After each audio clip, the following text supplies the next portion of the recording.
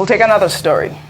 The presidential candidate of the Labour Party, Peter Obi, has challenged the former governor of Enugu State, Chimaroke Nnamani, who accused Obi of projecting ethnic and religious bigotry to show proof where he portrayed such an act. Nnamani made the allegations in a series of tweets shortly after his defeat at the senatorial poll. Nnamani accused Obi of using his devious opium served to Christians and to Igbos domiciled in different sections of Nigeria to set the political trajectory of the region 24 years back, and also alleged that Obi used the message of hate, bile, and incitement to subjugate the people of the Southeast. Peter Obi, in response, said that he is the direct opposite of the picture painted by Nnamani, and that he has always championed issue-based campaigns. Obi's statement reads in part, "I find it very shocking that you had to label me as an ethnic and religious bigot, and as one who indulges in a campaign of hatred.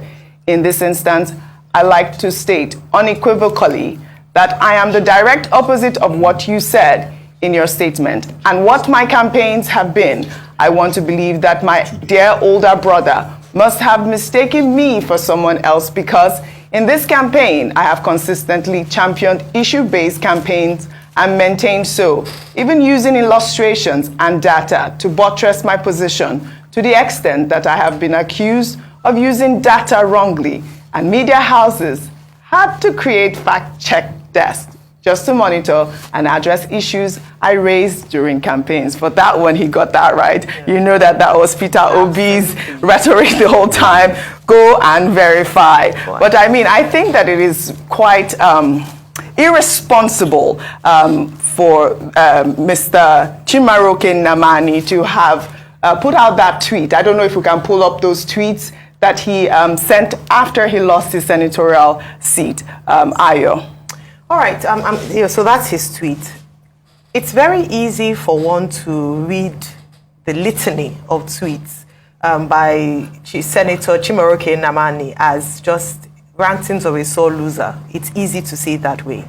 Because, and I'm glad that Mr. Peter Obi responded to the series of tweets, because Senator Nnamani projects himself as a banner and a statesman, and says that he's a leader, particularly from the Southeast. However, his statements or the things that he has said and his actions have not been statesmanly. When you make allegations or you say things that are heavy, like what he's accused Mr. Peter Obi of doing, it is important that you come with facts. And then, unfortunately, he came to, or he's speaking to someone who is a fact checker, so he verifies facts himself. One thing I have to say, for the records, is that one of the things that a number of observers praised Mr. Peter Obi's campaign for was his not using or attacking the person, but an issue-based campaign that he ran. People said, oh, you were going to places, you were going here and there, but we saw the opposition do even worse.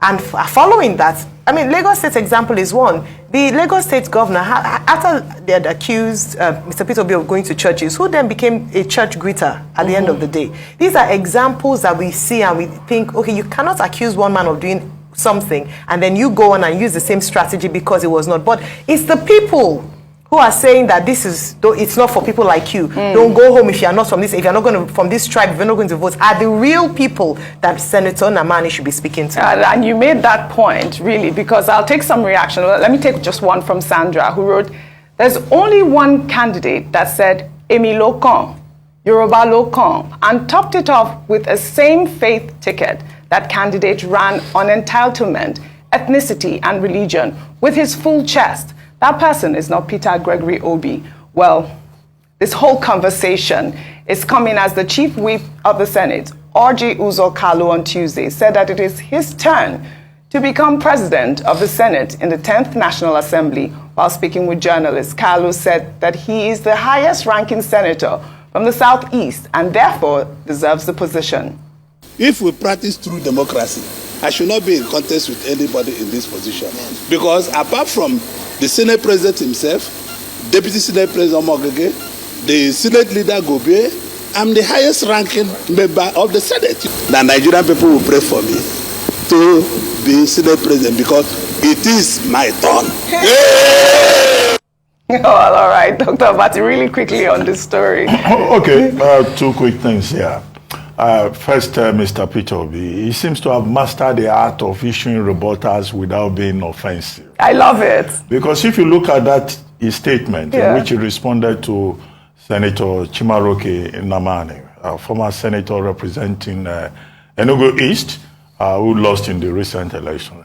He must have used the word "my brother," my elder brother, my dear brother, about 4 times. I knew you were going to pick on that, yeah. And after debunking all the allegations against him about being a religious and ethnic bigot, which he says he's not, and that he was preaching about character, competence, compassion, and that in any case, it wasn't only Igbos that voted for him, that non-Igbos voted for him everywhere, you know, where he took his message to. And he thought that Senator Chimaroke Nnamani may have mistaken him for someone else.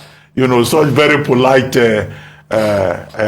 insults. And then at the end of the day, he said, well, Senator Chimaroke Nnamani says he needs some lessons in certain aspects of leadership and needs to go back to school.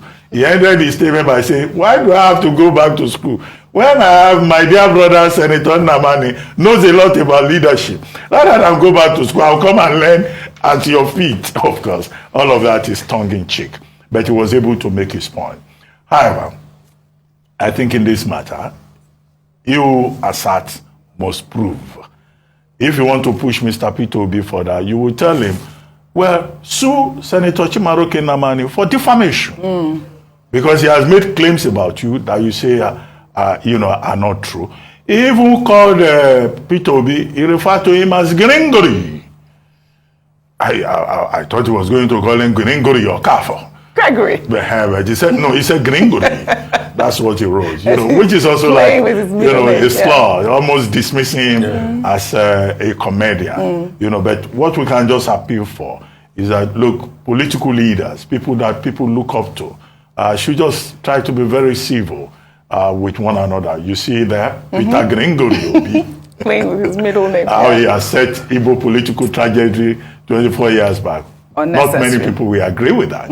If anything, with the obedient movement, he has further promoted, you know, not just Igbo interest, the interest of those who want change in Nigeria, because he consistently said he's not an Igbo, he's not seeking to be Igbo president. He wanted to be president of Nigeria. And to go to Senator Oji Kalu, the chief whip of the 9th National Assembly, where he says he wants to be, you know, Senate president, and that in fact the Senate presidency should be brought to Iberi, his community in Abia, and that he should be brought to his family, because as a ranking senator, it is now his turn. Emilokon. You know, so this Emilokon is a confirmation of the nature of Nigerian democracy. I mean, Nigerian democracy is turn by turn.